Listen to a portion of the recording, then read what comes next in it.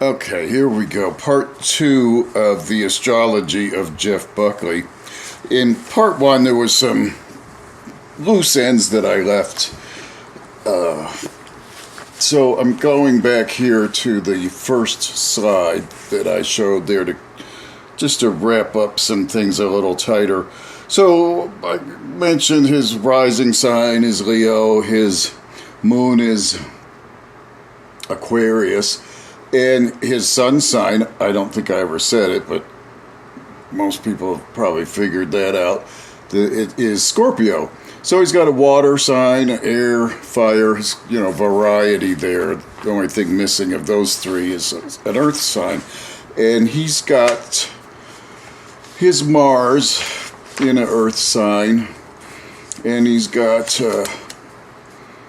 Jupiter in a fire sign, and actually those are the only two that represent those two elements besides the rising and the sun. So he's got the least in earth. Anyway,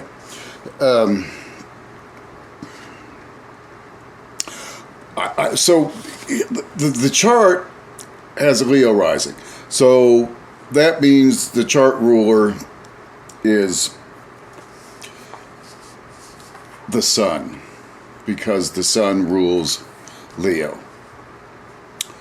And his sun is somewhat, it's not as in a bad a shape as most of the planets. I'd say the sun and Venus are in the best shape, which isn't saying a lot, but I wanted to explain some of the notes on the page here. So the sun is in the sign of Scorpio, so it is disposited by Mars, because Mars rules the sign of Scorpio. So Mars is in charge of any of the affairs that go on under its houses, I should say, the houses of Scorpio and Aries primarily. We could talk about exaltations, but that gets into the weeds pretty deep. Anyway, so we talked a lot about the Saturn-Mars opposition, that this red line going, across here diagonally, and so you have the sun disposited by Mars. Then the moon is in the sign of Aquarius. So I might have just said that wrong. The sun's disposited by Mars. The moon is disposited by Saturn. So that's interesting. These two malefics are just all over this chart, controlling even the two luminaries, the life-giving planets. And another interesting note about the two luminaries is they are both below the horizon, and that's not a great thing to see in most cases. I mean, depending on the kind of question you might ask a horary astrologer, you want some light on the matter, and to get light, you need at least one of the luminaries to be above the horizon. Now, there might be some instances where maybe you're trying to hide something, and that would be a good thing. But anyway, it's not great for life-giving if you're asking medical questions and so on. You definitely would like to see a luminary above the horizon. So just some more bummer notes there. And there's more. So next to the sun are, on either side, you've got Mercury and Venus, and they're both very close to the sun. And whenever a planet is within 7.5 degrees of the sun, it's considered to be combust. And you can't see it. It's the sun is obscuring it. The sun is basically consuming it at that point, and it's another evil place for any planet to be. You don't want to be combust. Again, if this was a medical question and you were signified by a planet that was in that position, it would not be a good indication at all. So he's got those two planets combust. Now he is signified as the ruling planet of the chart is the sun. So we could say that he is signified by the sun. So he's not burning up in the sun because he is the sun. So anyway, let's see if there's any. And then I wanted to mention the retrograde planets. So he's only got two, but those are, that's another bad indicator of things when your planets are going backwards. But to have one or two going in retrograde motion is pretty normal. So he's got Mercury and Saturn going backwards. Now, there's this whole idea of besiegement, and it gets really interesting with his chart. You don't see a lot of charts with besieged planets. Like if you look at somebody's natal chart, you might find a planet that's besieged. And what that means is it's moving away from one malefic and heading towards another. And it doesn't have to be conjunctions, it can just be, you'll see as I describe the many versions of it here. Usually the most famous, the most typical is the Mercury, because you need a planet that's moving faster than the other planets so that it can move away from the one. To get away from the one, it has to be moving faster than that planet, and then to move towards another planet, it has to be moving fast enough to catch it. Otherwise, it doesn't meet the criteria, if that makes any sense. You need a faster planet anyway, typically. But again, this chart breaks a lot of rules, interestingly enough, and I'm going to try to explain why it does, because what we have here is, let's look at Mars. So it's right there next to Pluto in that second house. And it's so the fact that it's coming away from Pluto, you'd say, oh, well, that's good, it's getting away. But you have to realize it not long ago was conjunct Pluto. So it's bringing that energy with it. Now, it may be, that energy may be decreasing, which is good, but it is still, it was just, a degree ago, conjunct Pluto, and it's still within its orb of influence. So even though it's moving in the right direction, getting away from Pluto, it's and that's why it's besieged, because it is under the influence of both planets, and that's another criteria. It has to be within the orb of those planets too. So you've got Mars moving. I made a new note up here. Mars separates from Pluto, and then it next approaches Neptune. Now it approaches Neptune by a sextile, but once it completes that sextile a degree away, it goes one more degree and it hits Uranus. Well, that's another malefic. And then it goes to, I think I skipped Saturn. So it goes from Neptune to Saturn. So Saturn is the opposition. And then it goes to Uranus. So it's leaving behind Pluto, and then it's hitting three more malefic planets. And I've never seen a chart that showed anything like this. And in fact, you don't even talk about malefic planets being besieged because they're already evil to begin with. So I'm not even quite sure what to make of that. But then we've got the more typical Mercury, which I have in my chart besieged. It's going by conjunction from Mars to Saturn, or Saturn to Mars, rather. Anyway, in this chart, it's kind of going just the opposite because it's moving backwards. And you can see in the other note, Mercury's separating by retrograde motion. So it's going backwards away from Uranus. And then it gets to Saturn by trine. And then it goes to Neptune by conjunction. And then it goes to Mars by sextile, and then Pluto by sextile. So because Mars moves quicker it can be besieged by Mars, but Mars cannot be besieged by Mercury.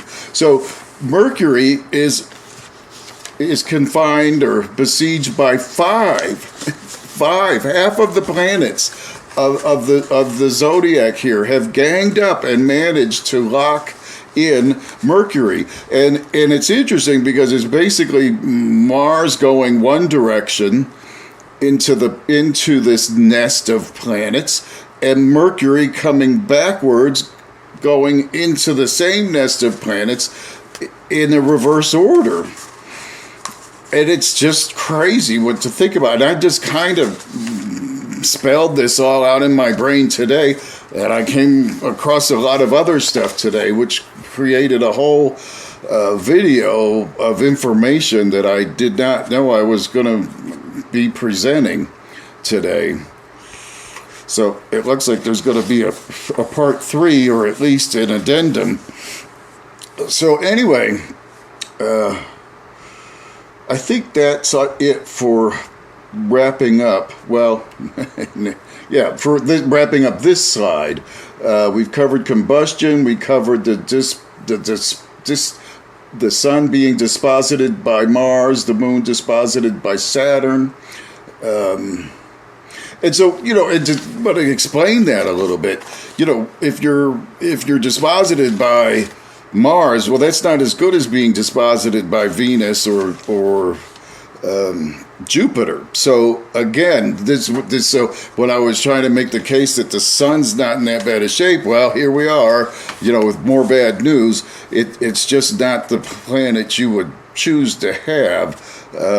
But having said that, I know a lot of people who have their sun in Libra, and you think they'd all be wonderful, nice people. Well, it's just one aspect of the chart. So anyway, let's see. Did I miss any other notes then?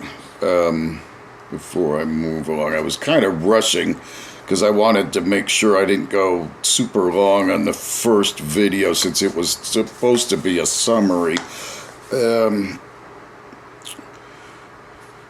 I think that is everything. Okay, so let's move it along.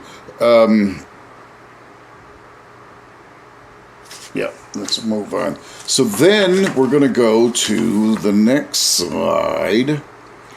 I'm going to see if I can make it go. There we go. So I kind of cut this out. This is kind of the end of a summary. And I don't know why. I guess I just was trying to keep it short. But this is kind of the ending, the climax, if you will, of the Jeff Buckley natal chart. So at the end, I go through the transits here. I got a little carried away with the color coding, but since I don't have I'm not here to present in front of the slide with a little stick or something. I have to go with the color coding, so I apologize for the chaos, but I'm going to point out each thing as I go, and hopefully it'll make sense. So on the day, I'm going to read from this last page here. It's actually a half a page of information. On the day of Jeff Buckley's death, there were multiple planets in the sky activating the Pluto, Mars, Uranus, Saturn conflagration on his natal chart. And if we ever get to part 3, we're going to be seeing a lot more of the Mars, Pluto, Saturn trio, interestingly enough. Anyway, Mars, if you look at the top of, not the top of the chart, where are we? Mars, you see the red in the second, on the lower half, below the purple. You can see Mars there. There's a couple of orange colors going on there. Anyway, what's happened there is Mars, so we're looking at 2 charts. I guess I should explain that. And on the inside is Jeff Buckley's natal astrology. On the outside are where the planets were on May 29th, 1997, when he died. Or we think he died on that day anyway.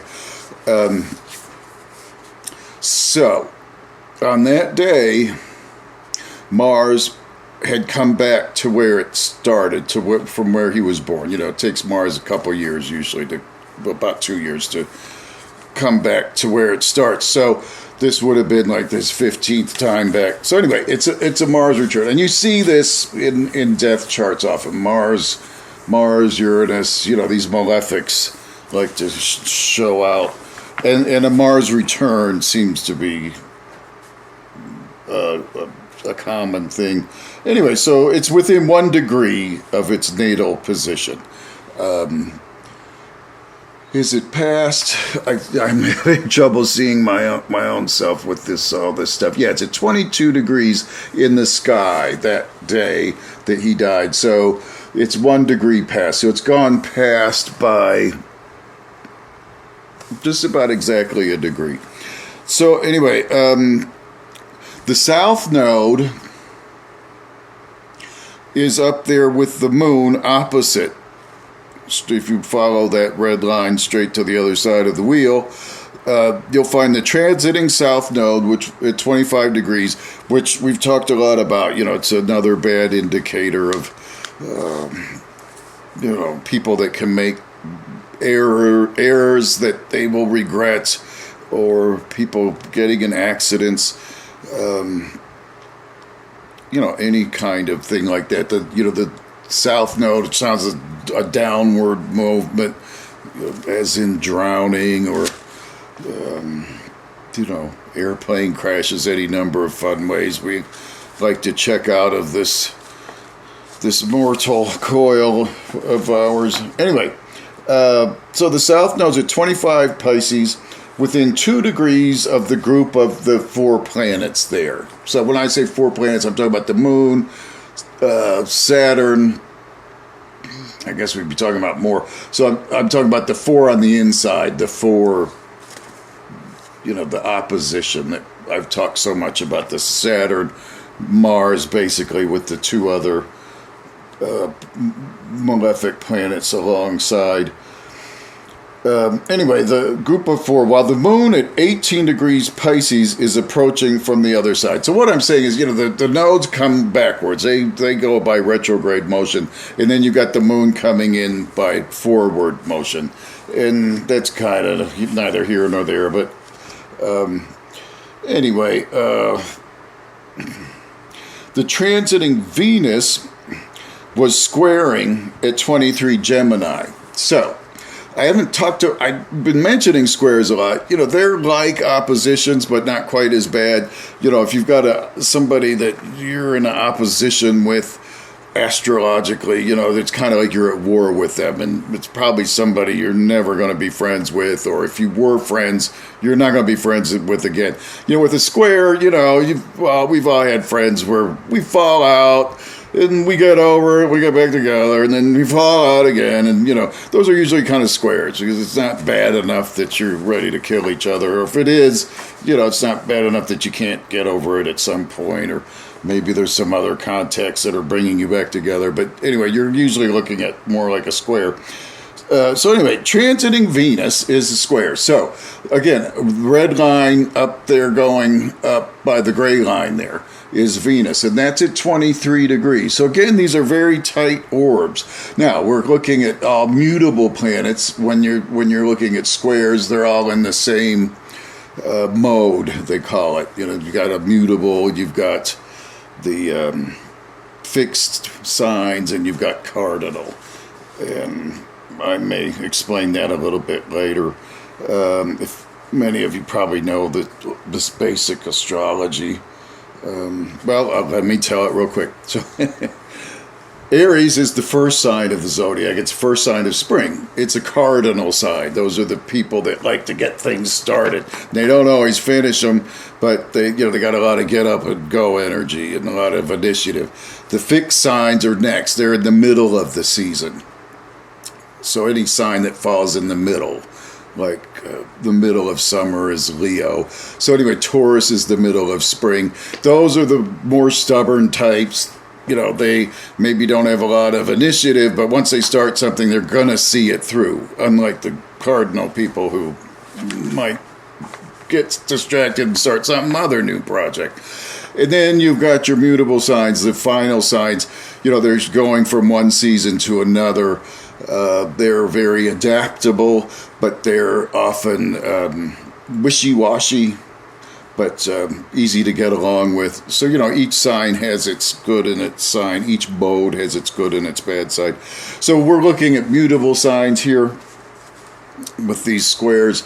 We've got the water sign, and then you've got Mars across the way in Virgo, and then you've got the square up to Venus. Those are all Venus in Gemini, all in the middle of the season there, at the end of the season, excuse me. So anyway, they are mutable signs because they come at the end of each season and indicate the coming change. The other stellium of planets in the natal chart is also being activated, transiting Mercury within a 1 degree opposition of the south node, and transiting Jupiter at 21 degrees Aquarius is within a 1 degree square of the natal Neptune and the Anukalai, however you say that, star, the head of the snake. Jupiter is also about to descend over the western horizon, giving us a symbolic representation of things ending. As if to emphasize this symbol of ending, transiting Pluto, the planet of death and rebirth, is at 4 degrees Sagittarius in a partile trine to the natal Jupiter. Sagittarius is another mutable sign falling at the middle of, or the end of fall. Transiting Neptune is within 2 degrees of a sextile to the natal Venus. So that's a lot. I can't even keep track of it. But let's see if I can point out some of the color coding here. So you've got the green square there. That's transiting Jupiter in the sky on the right side of that green. And then you've got the star and Neptune together. You don't see the star, but just trust me, it's right there with Neptune. And so that's in his natal chart. So, Jupiter's passing through the sky on this day he dies, and it's very close in a square. So the point I'm making here is all of these planets, every single one is making a contact. And again, you just don't see this in charts. I've been looking at other charts, periodically as I've worked on this stuff. And it's just amazing how little you see sometimes of these kind of contacts. And here, you can't get away from them if you look long enough. And then when you look, you're astonished at how tight the orbs are. So then, let's see, what else did I point out, or did I write here? Aquarius is in a 1 degree square of Neptune. Okay, that's the head of the snake. Jupiter is about to descend over. Okay, that's part of the green. And then it is transiting Pluto is at 4 degrees of Sagittarius. Now that's in the blue. So now we're looking at transiting Pluto, making a contact to his natal Jupiter. And they're at 4 degrees. They're each at 4 degrees, but they're in a trine, so it's it's not the negative heavy energy of a square or an opposition, but it's Pluto, and it's contacting the other planet of life force outside of the two luminaries is Jupiter. Sagittarius, let's see, in a partile trine to Jupiter.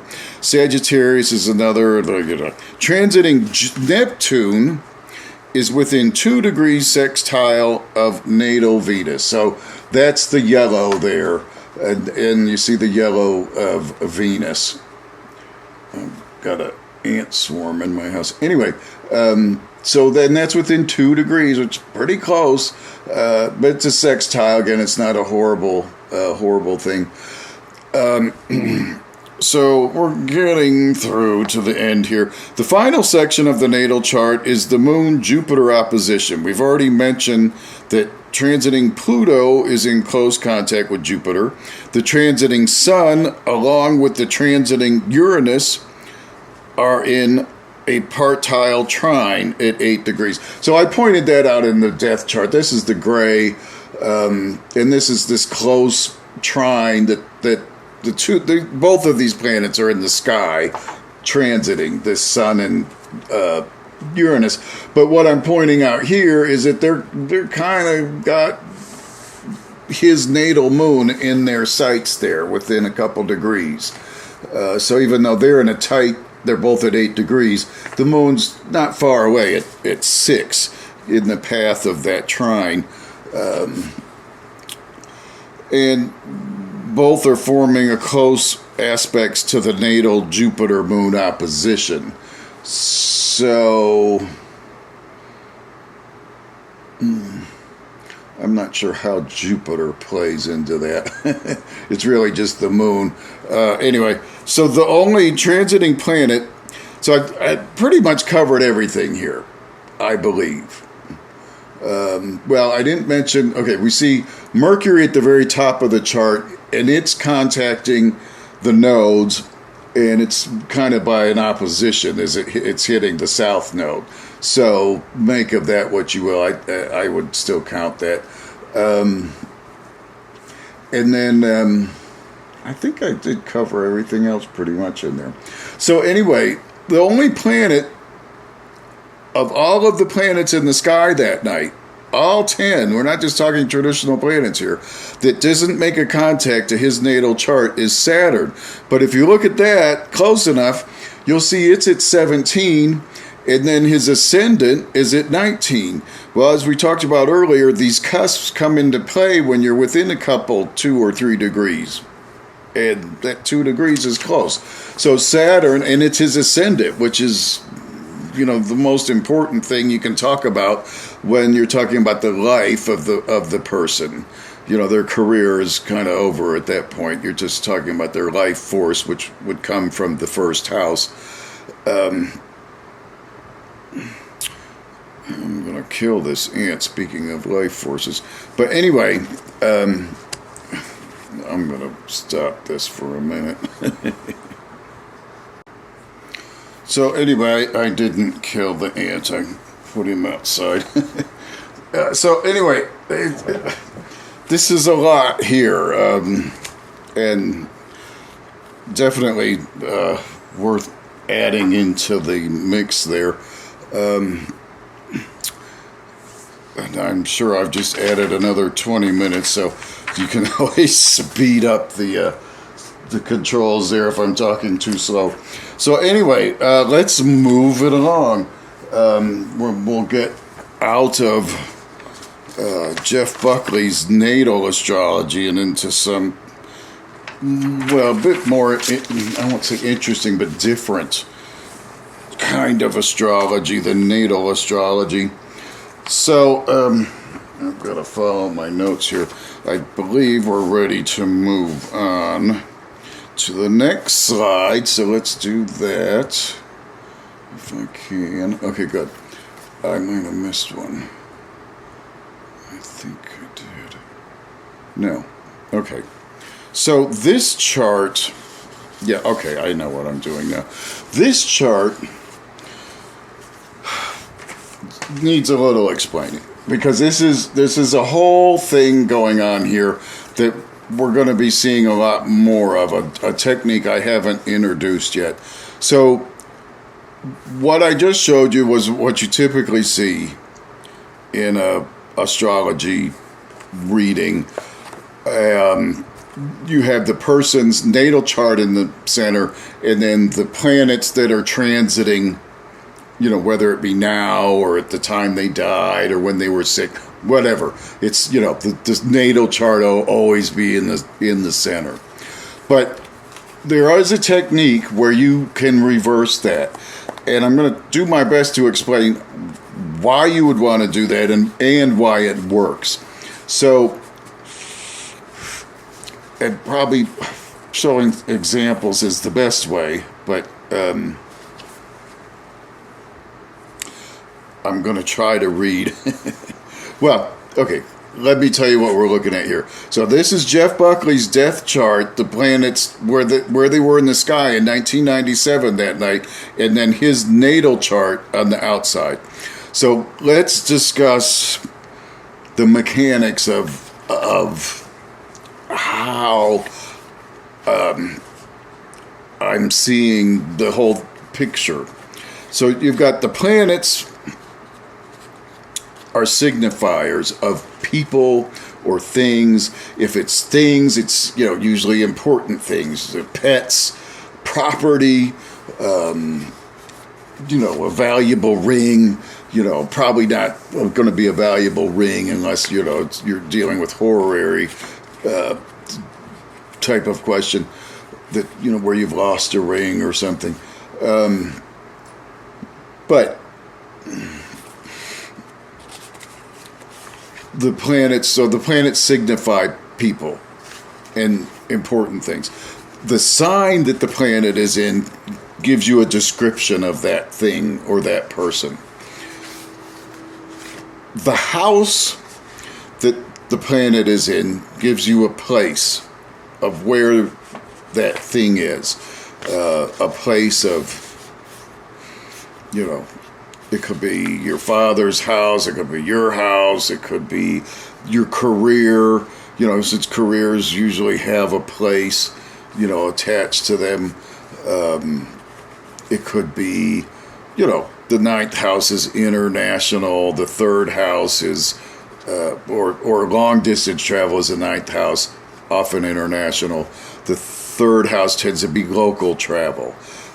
You've got your first house, you're dealing with, maybe your body, whereas the seventh house would be, your partner. And if you're in your partner's house, that could be an indication that you're literally in your partner's house because maybe you've got more of a thing for them than they do for you. And so you get it. Hopefully you're getting the idea here. 11th house has to do with friends, group activities. So that that might show you being out of the town. The 12th house, again, we talked about jails and prisons and hospitals, where 12th house is, shows you being locked up. The 11th house shows you becoming free of those binds. The 8th house is 8th house of death. 6 is sickness, but again, it could be, it could be a servant's quarters or a stable for animals, a pet care facility. You can always find, the 4th house is the home.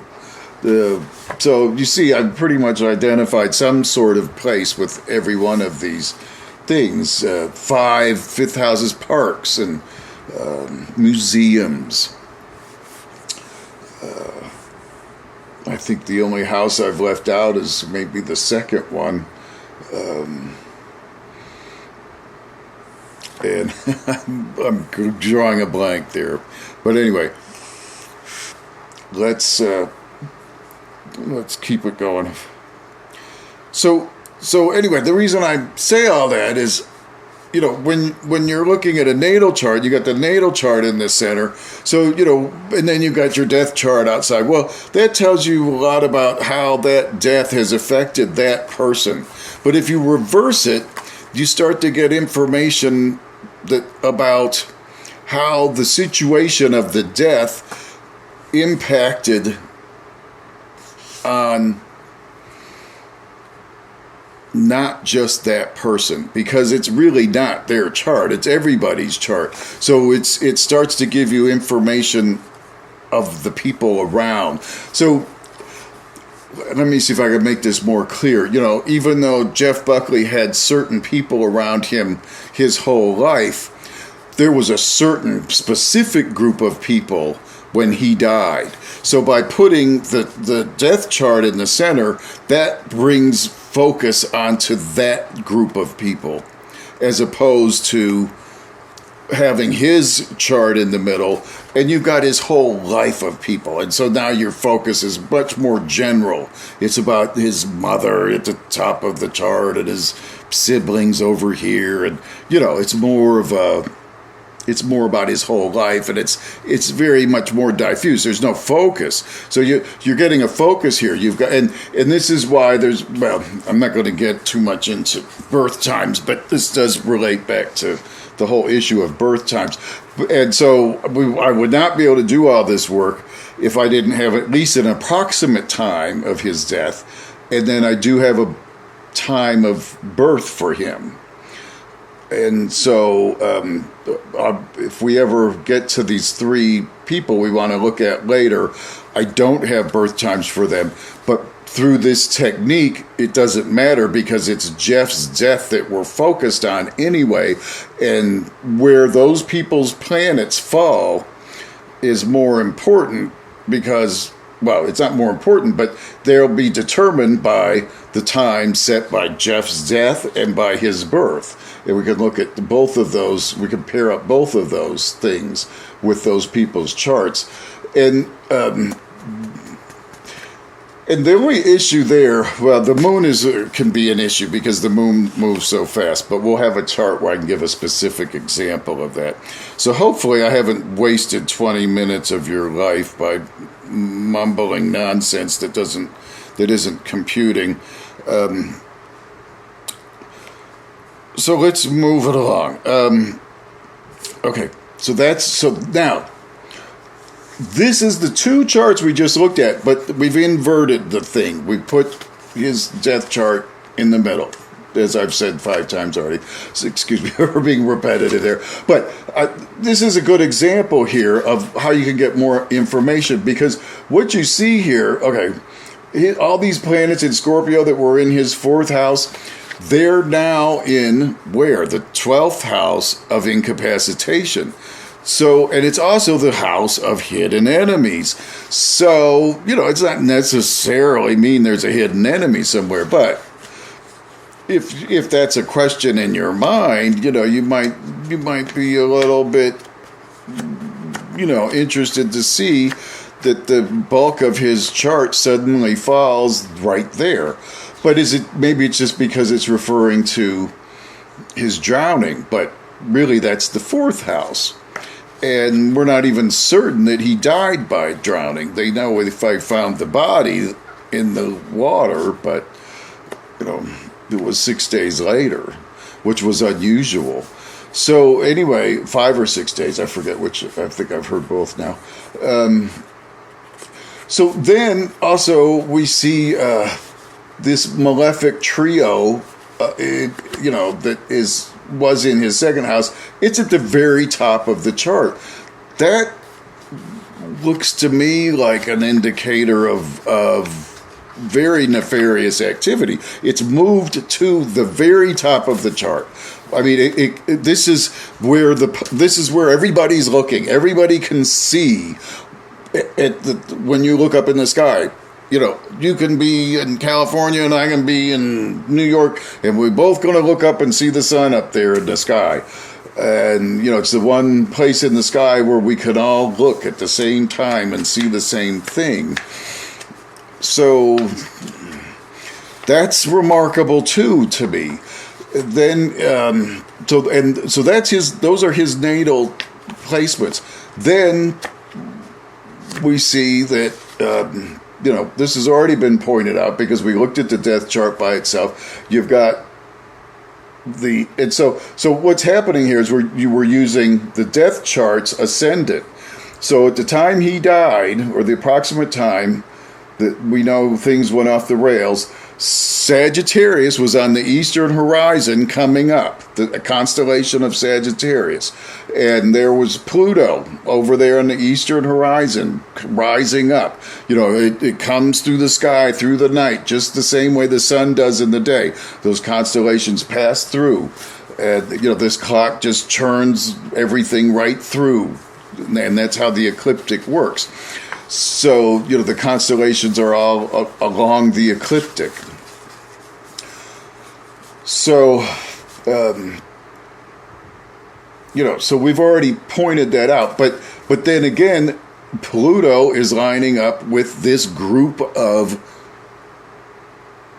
planets, you know, from that are originally in his 4th house, his natal chart, are now in this house of incapacitation in the 12th house.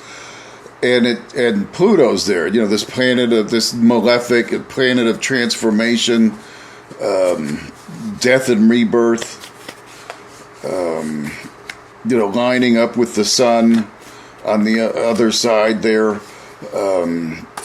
And then the same thing with this malefics that are straight up in the sky. They're lining up with this, not just Mars, which is also straight up in the sky. Okay, well, it is what's straight up in the sky that night.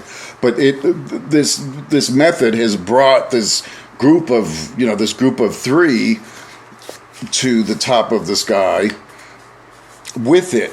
And then below, straight down, in opposition, is this moon and south node. You know, so it's lining those things all up together along with Saturn, which came from the death house originally, and now it is in the 4th house of the home, of the foundation, of the father. You know, that in itself doesn't seem so remarkable to me as this trio at the top of the chart. But the fact that all these things are lining up, and they're lining up along the cusp of these angles. You know, these are the angular, the only cusps that are considered angular are this one that's straight across the horizon and the one up and down. These other cusps have other names, and they're not considered angular. So these 4 angles are very strong and very, you know, remarkable when planets fall along them. And we've got, I guess I'm getting a little repetitive here, so we'll move it along.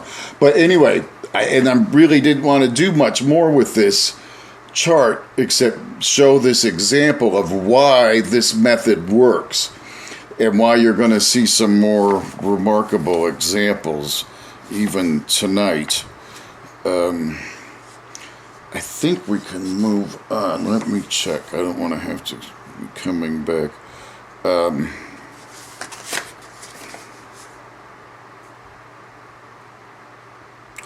Yeah, okay. Yeah, it's just the same stuff. Okay, I'm sorry. Let's go. We're about halfway now. At least, I think there's 4 or 5 slides. I think that was number 3. So let's see where we go next. Okay, here. Yeah, guess who showed up and paid me a visit tonight? Yes, it was the Sybil herself. I did not know that I was going to be... Well, I wanted to present her chart briefly, but one thing led to another, as you might imagine. And part of it was this technique, because I knew about this technique when I wrote Buckley's Astrology, but I got tired towards the end, and I've had a lot more experience with it in the last 2 years. But anyway, I didn't look at some of these things until tonight for the first time, and they were quite revealing. So anyway, this part of this I knew already, and well, I'll tell you the part I knew was going to be here, and then I'll point out the rest of it. So on the right is the death chart, and we reviewed that in the first video at the end. So you've got the line of Mars going down to the moon and the south node. We just saw it in this last chart too. But it's confusing when you've got a second chart on the outside. So just looking on the right wheel here, and then you've got the Sun and Pluto in opposition. And again, along the angles, along these where the red lines are, those are the most powerful angles by far. They come up over and over again in traditional astrology. You almost don't even pay attention to the stuff that's in the cadent houses, except to say that it's weak and useless, and don't worry about it, or worry about it because it's not doing what it needs to be doing for you. So anyway, and then I also pointed out in this death chart that you've got the close trine from Uranus to the Sun. So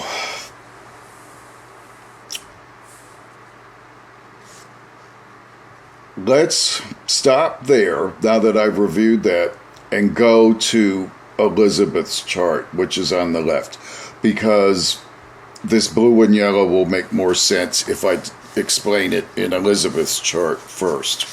So in Elizabeth's chart, I did her natal astrology. I attempted to do her natal astrology first, and I did write it up. I wasn't real happy with it because I didn't have a birth time, and so I had to kind of make one up and then kind of explain why I was making it up, and it just didn't work out very well. You're just missing so much of the information when you don't have a birth time. So I wasn't very happy with her chart, but I was excited nonetheless to do her chart because, she has this voice that comes from another place, another dimension, or it's, where I don't know it comes from, but it's unlike anything. And so she's got this otherworldly musical talent. And so I thought, when I found out that she had her Venus in Cazimi, that this might explain it. And what that means is, if you don't know this terminology, is that when a planet, the planets go around the sun, right? So from our perspective, they look like they're going through the sun, and then they come out the other side. So that's called Cazimi. When they're conjunct the sun and they're on the other side of the sun, they're considered to be Cazimi, because the idea is they are being reborn. They're coming to the end of their cycle. They're tired. They're worn out, and the sun is going to take it through its fires and have it reborn on the other side. So when it's in the center, in the heart of the sun, when it's within 17 degrees of arc on either side of the center, the very center of the sun, it's considered to be Cazimi. Unlike combust, when it's just outside of that 17 range, it's just considered to be very evil and malefic place for that planet to be. But that heart of the sun is given a special place. And so her Venus in her chart here is in yellow, the highlighted yellow. It's entering, it's going to go into the sun. She could have been born when it was coming out of the sun, and it could still be considered Cazimi, but I think it's interesting that it's going into the sun. I think that makes it more powerful, and it is within 11 minutes of arc, so it meets the criteria of Cazimi. So I wrote about that a little bit, and I don't even know what her rising sign is, but that was one reason I put the time at 11 a.m. so that I could make her rising sign Libra, which would make Venus the ruling planet. But we don't know. She has a very kind of round face, I think. I'm going to say the moon is very strong in her chart, so I put it in the third house where the moon likes. So it's one of the houses. It's called the house of the moon's joy. And so even though that's a Caden weak house, it's still it's still the house of joy for the moon. The sun is opposite in its house of joy in another weak house. So even though those are weak houses, those aren't dark, evil houses like the 6, 8, and 12. And again, the moon is of the third house is local, more local travel, communications, gossip, many other things. So I'm trying to get to something with this. I can't get it. I wanted to talk about the moon. So without knowing a person's birth time, we usually set it at 12 noon, right in the middle, right? And so that really doesn't make much of a difference as far as the placement of the planets, except with the moon. So if you put the birth time at 12 noon and you know the person was born on that day, the moon could be off by as much as 6 degrees one direction or the other. So that does make a difference with the moon. And the moon is, it's like the sun, it's one of the big three. It's important, and you'd like to have it pinned down a little better. But it still gives you an approximate. But with her, she could actually, if she was born, I believe, very late in the day, like 11 p.m. or so, it might shift her moon all the way to the next sign.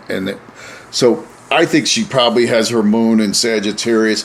Performing artists often have one of their big three.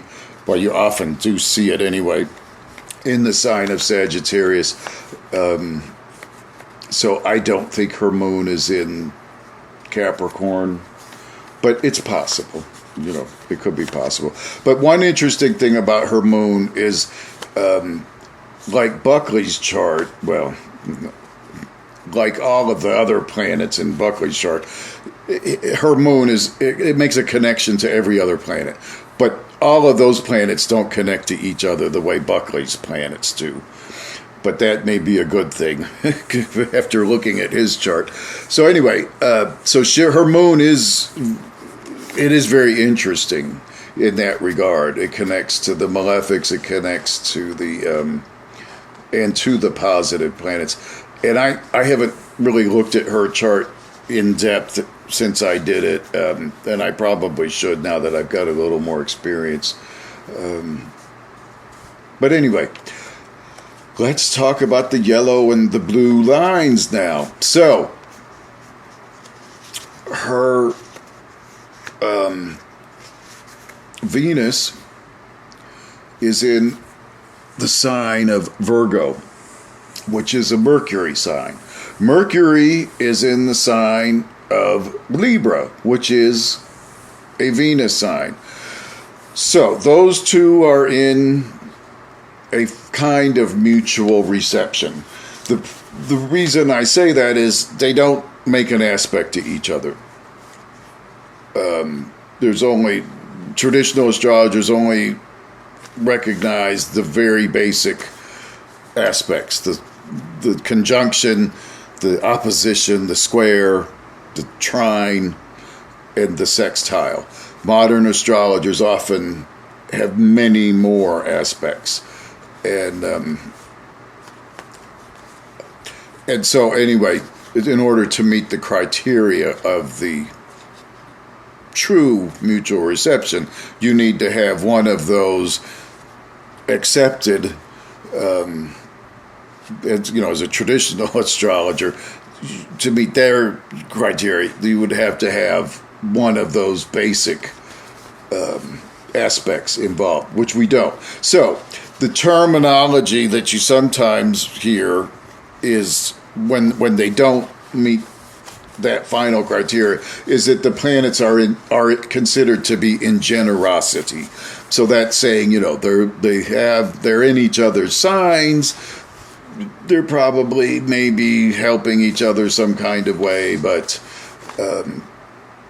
it's every astrologer is different. Some may put more emphasis on that having meaning, and others might not. And I tend to think there might be something to it, especially, I just feel like there is. And because it does seem to be, I'm going to show you why it's popping up here in more places than one, and it's with the same planet. So that kind of tells me something's going on there. And that brings us back to the other chart. Because we see Venus in the sign of Gemini, which is the other sign that Mercury rules. And then Mercury is in Taurus, the other sign that Venus rules. So this is something that, I probably didn't make clear at the beginning, but every planet, the 5 planets, all rule 2 signs, except for the sun and the moon. The sun just rules Leo, the moon just rules Cancer. So it's interesting that, in Elizabeth's chart, this generosity thing is 1 sign apart. In Jeff Buckley's death chart, these 2 same planets are 1 sign apart, even though they are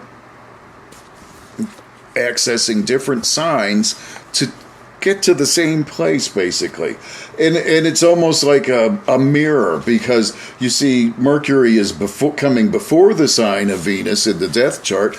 It's coming after the sign of Venus in Elizabeth's chart. And then, I had made a note of this before, just within the last few days.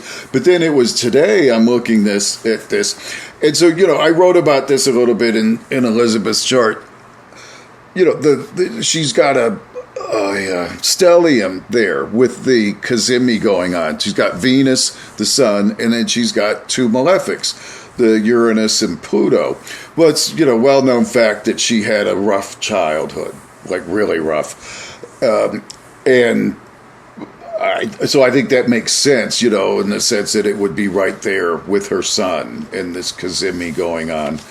And, may even relate to not just the family, but things that happen after that.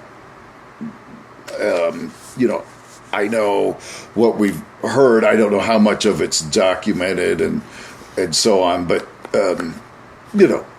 you know what I'm referring to. And these planets, these malefic planets, would cover all of that. The family abuse and abuse that she suffered at the hands of others after she was booted from her home or left her home. What was so notable that I discovered just today is I'm looking at this graph I'd made for the other video yesterday, and I'm like, oh, well, that's interesting. There's a Uranus there, and it's connecting by trying to what? Oh, the sun. That's interesting.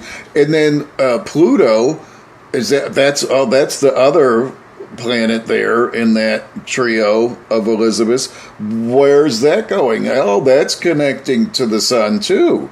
So it's almost like it's encoded in there that there's some information that was in the stars that night that takes us straight back to the Sibyl's chart, to my mind. And so what does that mean? Is that just, interesting coincidence or a remarkable coincidence? Well, I can give you a little more than that, because Venus is in the 7th house, and that's the house of open enemies. Now, let's say Venus represents Elizabeth, or it represents the circumstances surrounding Elizabeth. Okay, so let's talk about the idea of open enemies. The seventh house is the house of open enemies. The 12th house is the house of hidden enemies. Well, if you know you have an enemy, you're looking at the seventh house. You don't have to know the name of that person. You don't have to know who that person is. You just have to know that you have an enemy.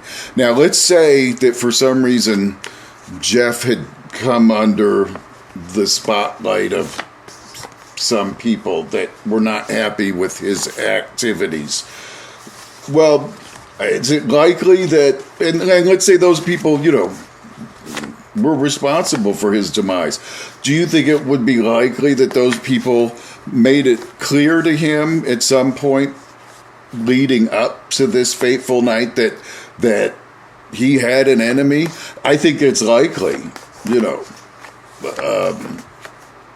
that he knew that there was, people that weren't happy with him, and maybe he didn't even know why.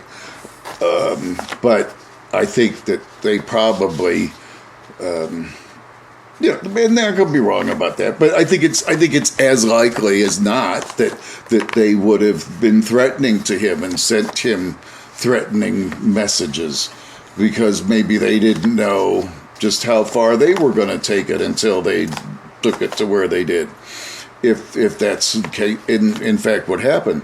So, and then there is one more piece to this.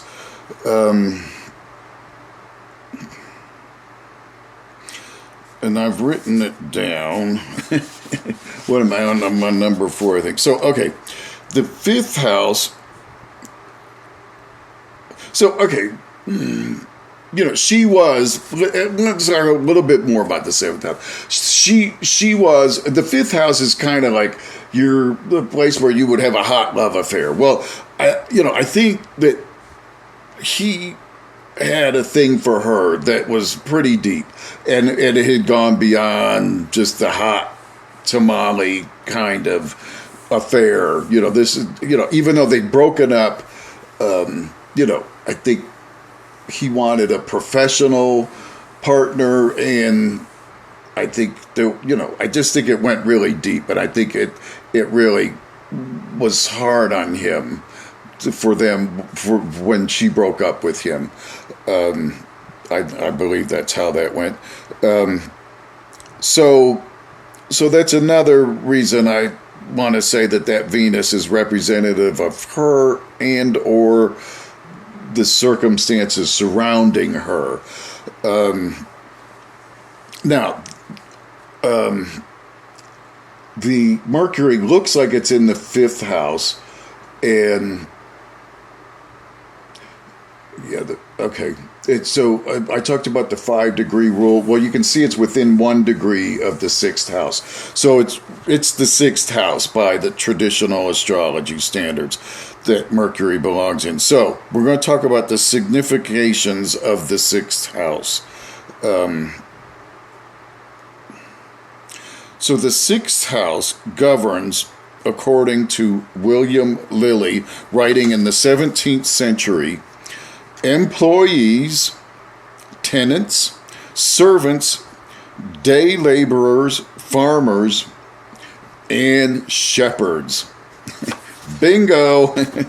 So make of that what you will. We don't have a lot of shepherds running around today, but we all know that he was known as the shepherd boy. So again, maybe that's just a coincidence, but I think I've laid out my case there pretty much for this slide. And I think I've got one more slide. Yes. So this final slide is using the technique I introduced just a little while ago with Jeff Buckley's death in the center. So these are the planets in 1997 on May 29th. This is where they were in the sky that night in Memphis. And, they weren't that different than the rest of the planet, no matter where you were. But and then this is Elizabeth's birth chart on the outside. So part of this, again, you can see I've got all this drawing here, and you can just kind of take my word without me having to torture you through each and every one of these things, these contexts. We might talk about a few of them, but what I want to say about the fact that there's so many contexts is this provides what they call radicality. If you ask me a horary question about your lost keys, and I cast a chart for that, when you see things in the chart that are lining up, like the person who, let's say the person is signified by Saturn, and so the person who asked the question is an older person. These kinds of, there's little things there, like if they were Mercury and the person's 80 years old, you'd be like, yeah, I don't know about this. And then even the sign that Mercury's in, if like, let's say this person's an air sign, and you're getting, some water sign, and this person has no water in their chart at all. And the signs can be far different, but they should describe, that person at that time of their life and what they're going through. And so the point I'm trying to make is there's a lot of hints as to whether things are stacking up or not, or if you're on the right scent. And so here we've got a lot of stuff lining up. So and there's a couple interesting ones. So let's look at the ones that are standing up. So you've got Elizabeth's Neptune. Okay, it's on the cusp of the 12th house. So it's within 5 degrees. So that Neptune goes into the 12th house of incapacitation. And that's Neptune, okay, which we've talked a lot about now. And then it's in opposition to what planet? Within 1 degree of orb. It's now again. This is the same chart we just looked at in the center, so that's why you're seeing the similarities there. So this is the Shepherd boy into the 6th house. When I've got the arrows there to make that a little more clear in this chart. So it's interesting that this Mercury that I'm using to signify Jeff Buckley is in opposition to Elizabeth's Neptune. And that doesn't mean, that Elizabeth was responsible for anything, but was the circumstances of their relationship somehow involved? This would be something that might make you wonder. And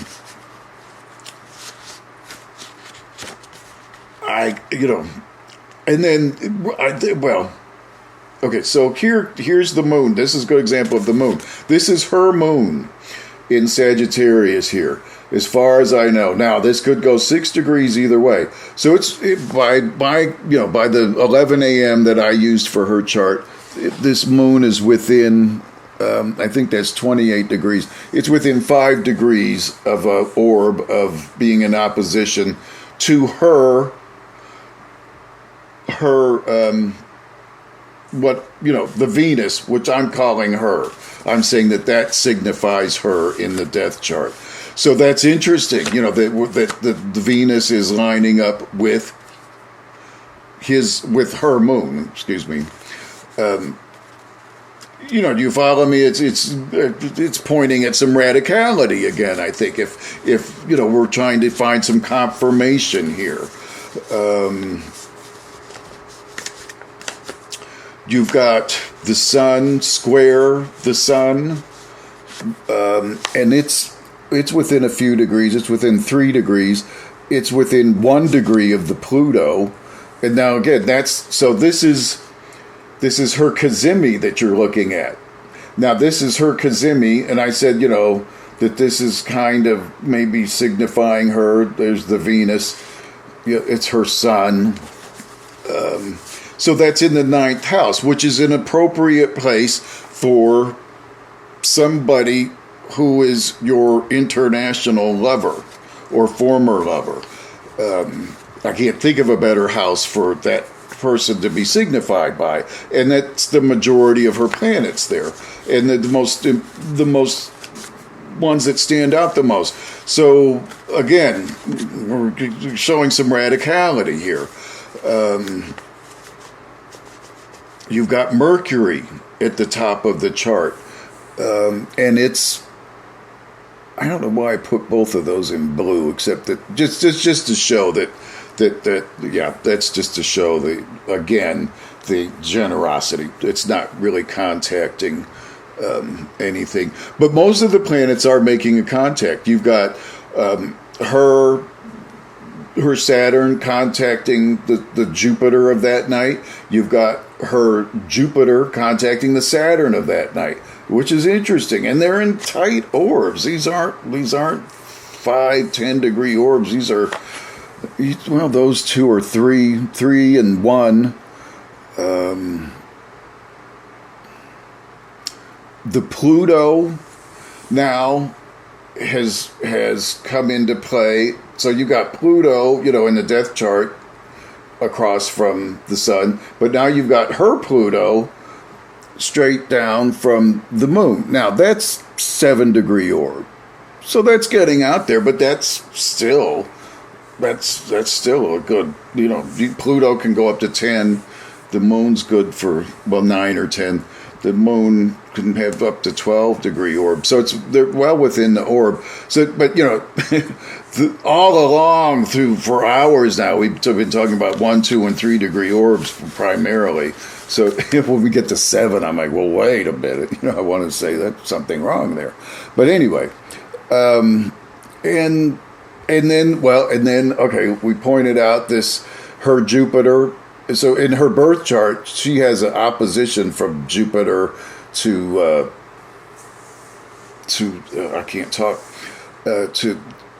Mars, and so Mars is also in play here in this red line. It's contacting this Saturn, which is interesting. You're getting malefics lining up again.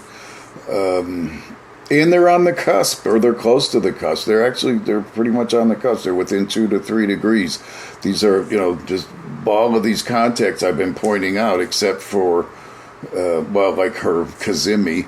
But, and then Pluto's, it looks like it's close to the cusp, but it's not. But the moon certainly is at the bottom.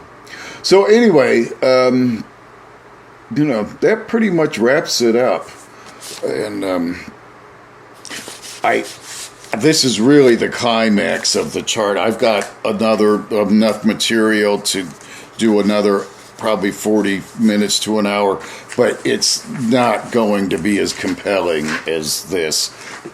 So it'll probably wind up being an addendum coming down the road at some point. I'll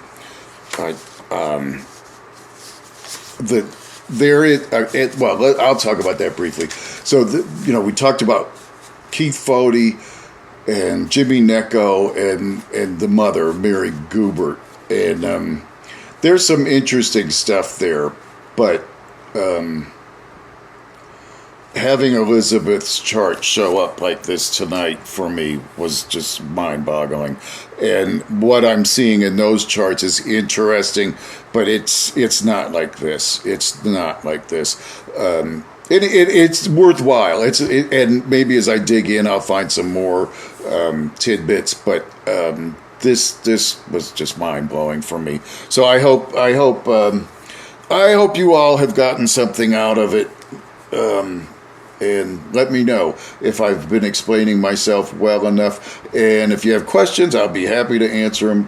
Put them in the comments, and I'll definitely get back to you. So thank you for listening, and I'll see you in the addendum.